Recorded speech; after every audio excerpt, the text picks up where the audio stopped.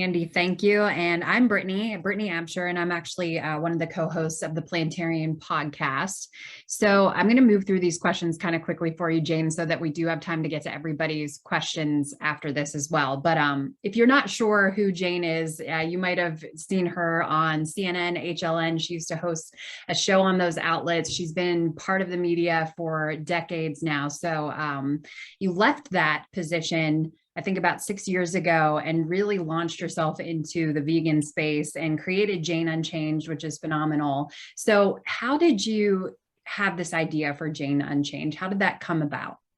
Yeah, thank you so much. And it's great to talk to entrepreneurs. I actually admire you guys because I'm in the nonprofit space. I'm one of these people who always negotiates the wrong way. So anybody who can focus on monetization and all that, God bless you. But we're in the nonprofit space. So yes, I was in mainstream media for quite a few years. I don't like to date myself, but yes, 38 years. And I worked in, after graduating NYU, Fort Myers, Florida, Minneapolis, Philadelphia, then New York City, my hometown, at WCBS, then out at Paramount Studios, where KCAL TV was based here in Los Angeles.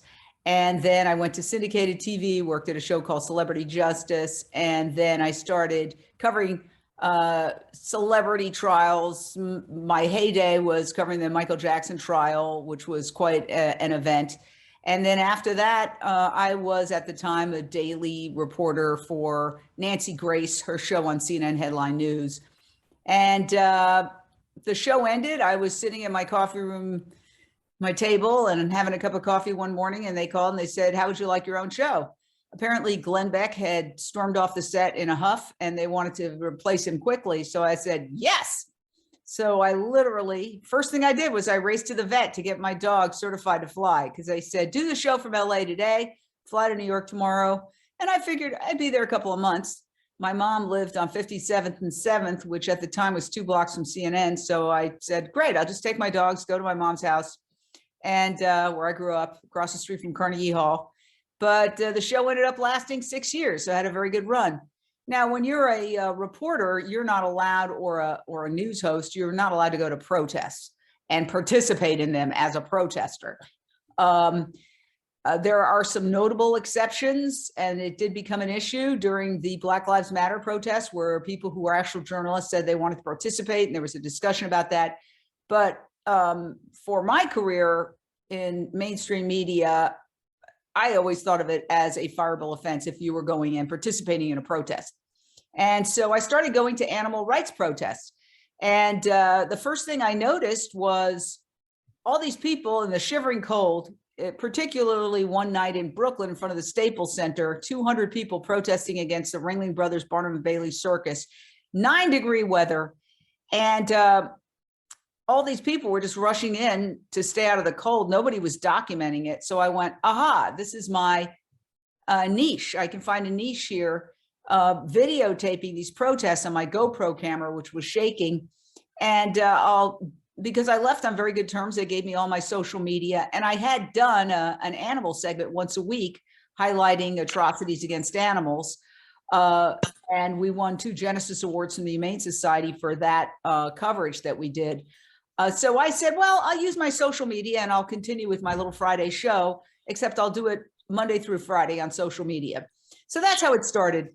And then when Facebook Live came along in 2016, it really changed everything, because now it's so live. And oh, I'm hearing myself. Oh, I'm hearing myself. Sorry about that. Do you hear me? Do you hear me?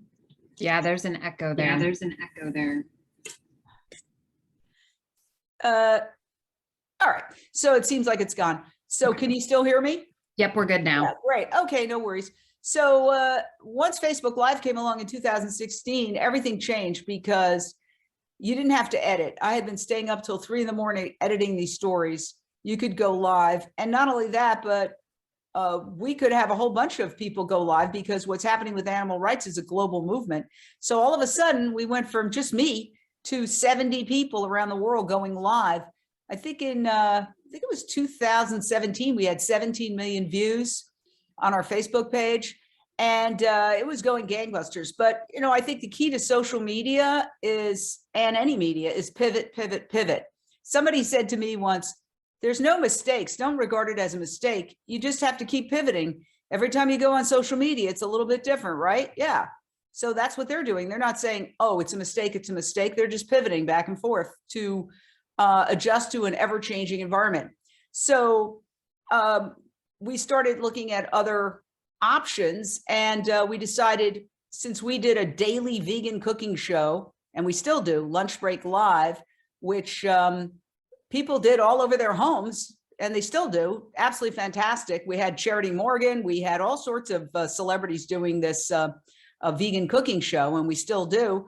But, you know, it's a little homespun. Obviously, we're going into people's homes. Prior to the pandemic, now it's done on a computer. People put their computer up, and so I said, you know, I'd really like to have a professional cooking show.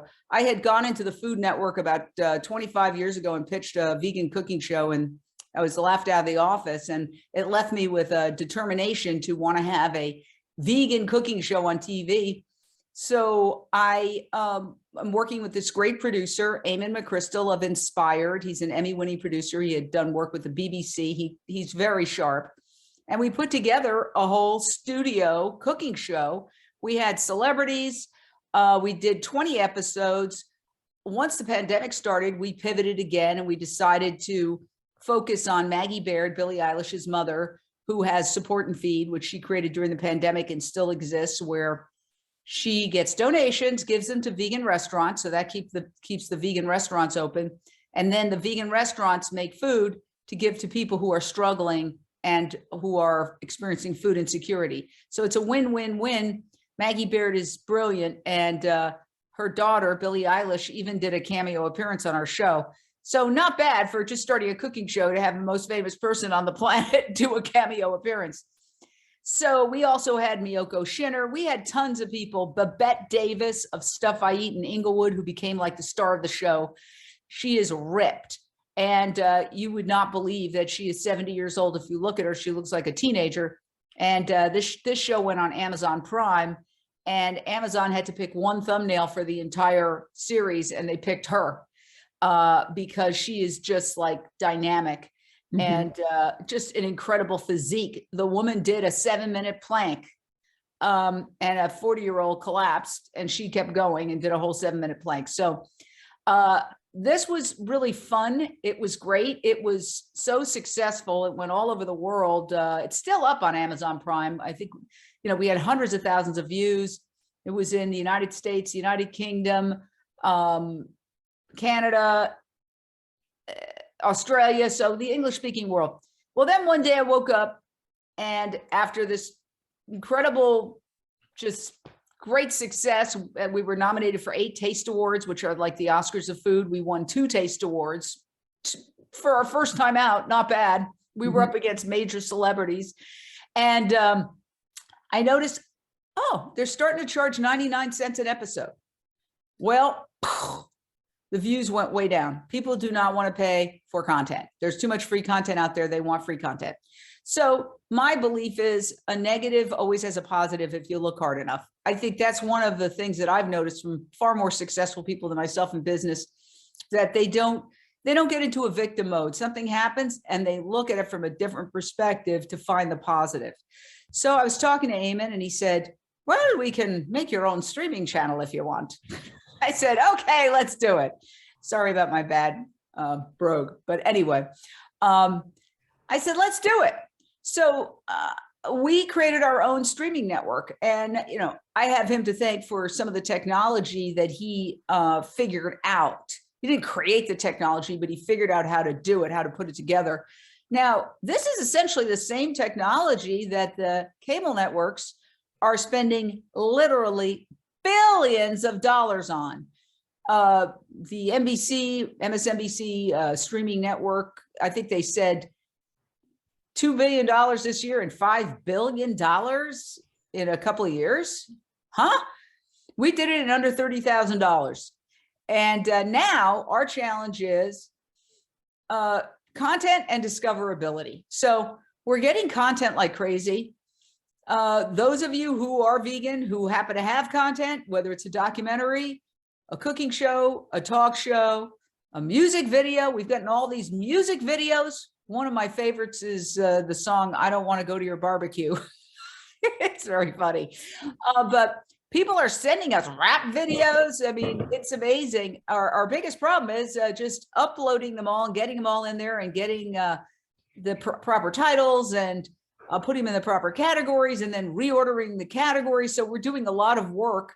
In fact, I'm just taking a break now from going in and writing descriptions. And also, so the key elements are content, well, technology. So we got the technology down and it works like a charm. It's thrilling because, again, these networks are spending billions of dollars, but ours is pretty much the same.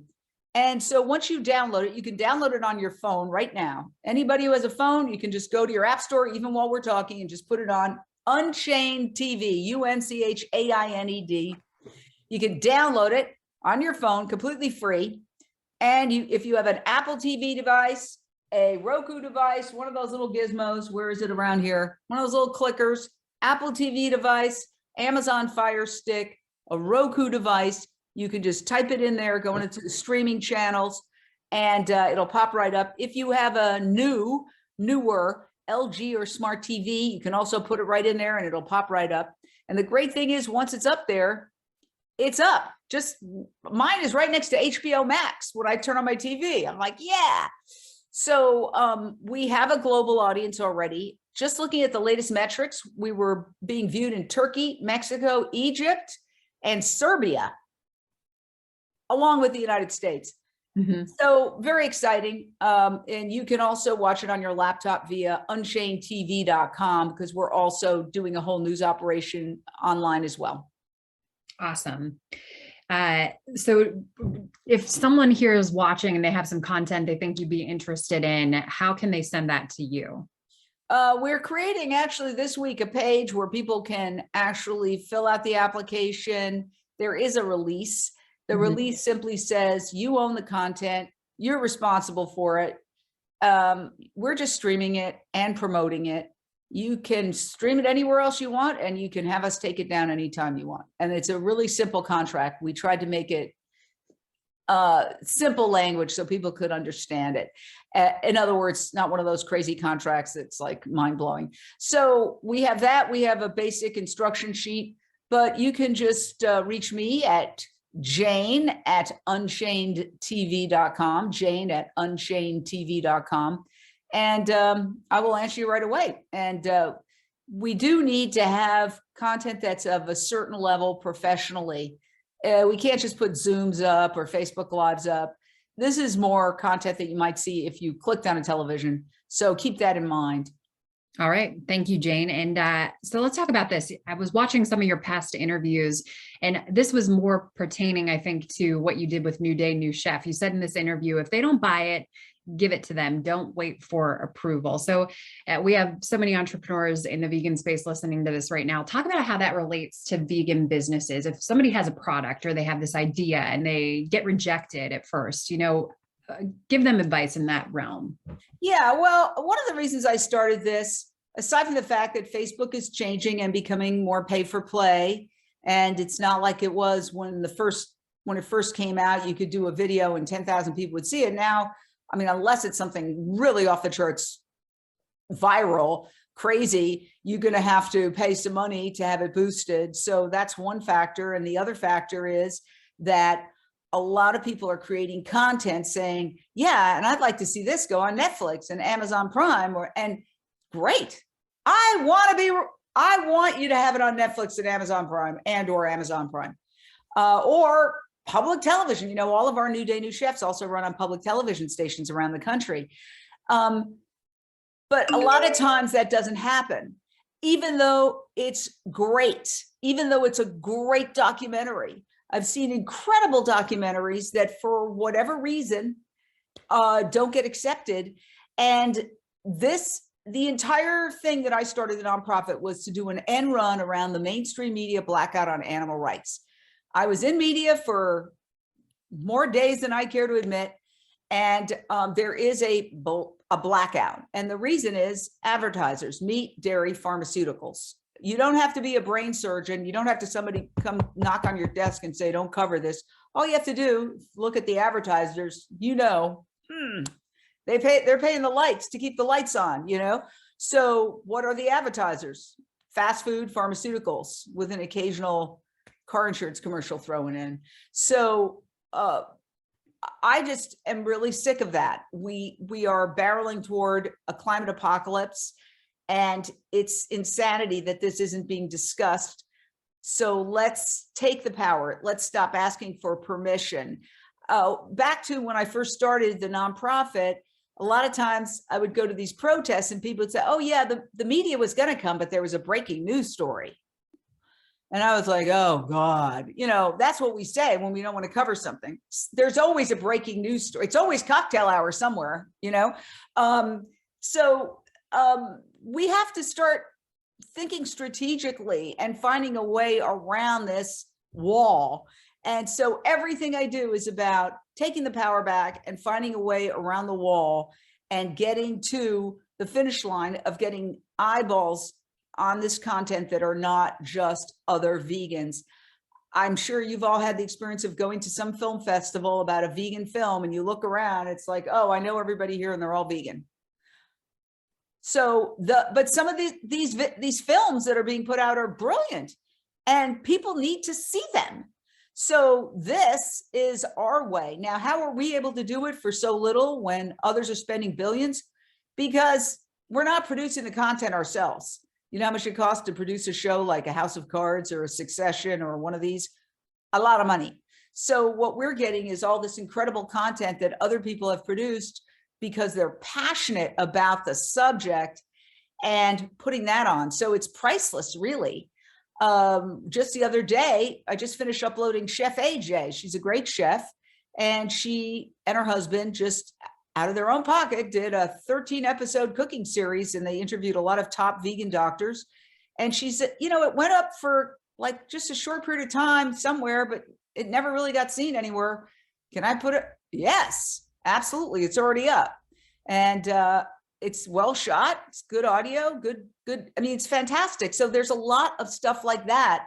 People who have done, also people even who have gotten their films on Netflix, like Marissa Wolfson, who did Vegucated quite a few years ago. It was on Netflix. Very funny documentary. She takes a group of hardcore vegans and hardcore animal eaters, meat eaters in New York, and puts them through some kind of vegan boot camp. And it's a funny movie. It's lighthearted. It was on Netflix, but just like theaters have a theatrical run and then the film goes away, ditto for these online platforms. So there's a lot of films, even those that have been on Netflix or Amazon Prime, that could get a second life here.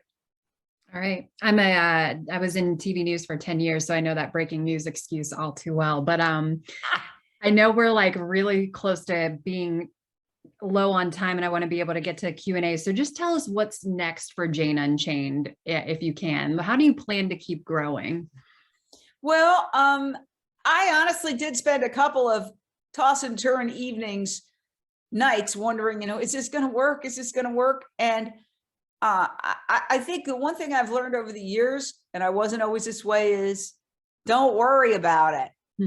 If it doesn't work, it doesn't work. You give it your best shot. And I just stopped worrying. And then all of a sudden it was like, yes, the technology does work. Woo!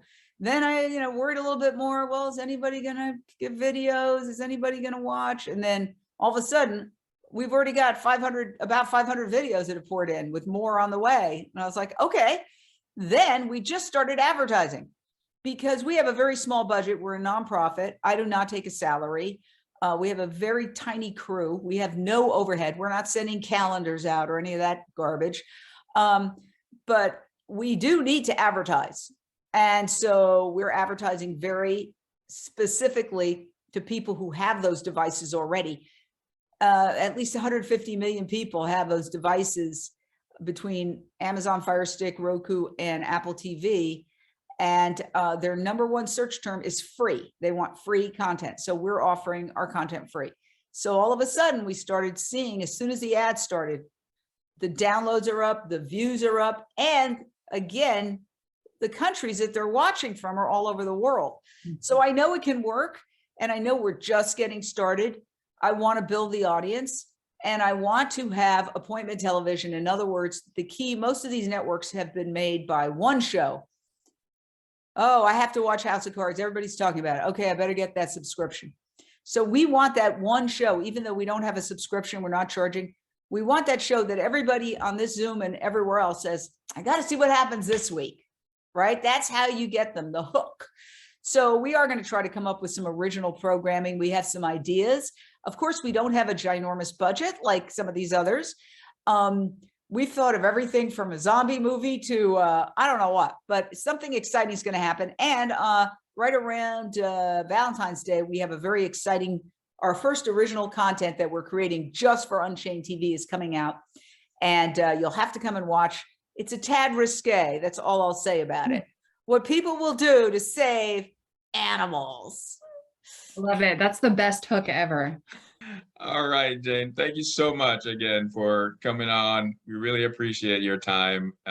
This was exciting. This was a lot of fun. I mean, just talking to you. We had Chef AJ on earlier today, and I think that you guys have matched in terms of energy and enthusiasm. It was great. Thank you so much. I love her. Thank you again. Thank you so much, and good luck, and reach out to me. I'm happy to answer any questions via email. Bye. Awesome. Have a good one. Bye-bye.